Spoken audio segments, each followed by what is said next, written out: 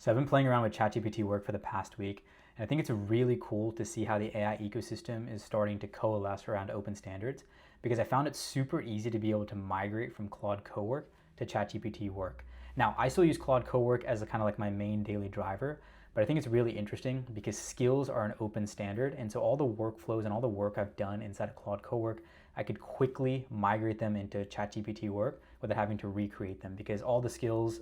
folders are just sitting in my file system on my laptop. So I think it's really interesting how, because of these open standards, both skills as well as things like MCP servers, it's super easy to basically take a ton of work you might have been doing on one specific AI agent and then migrate it to another one. ChatGPT Work also has a really cool feature where you can actually import directly from Claude Code and Claude Cowork all the skills, all the plugins, all the chats and sessions that you've had within Claude directly into ChatGPT Work. So I think it's a very exciting time where I think everyone should look at having multiple AI agents like ChatGPT Work, Claude Code,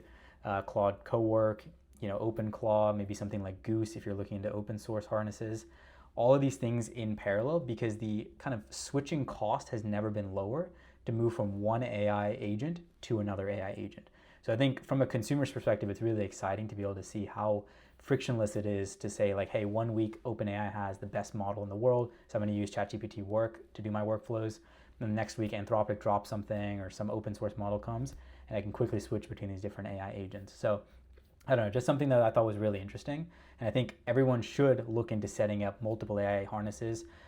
if obviously, they have the money to do so. I think you can even use like the lowest tier plans, right? But I don't know, just something that I thought was super interesting as I was kind of experimenting this weekend.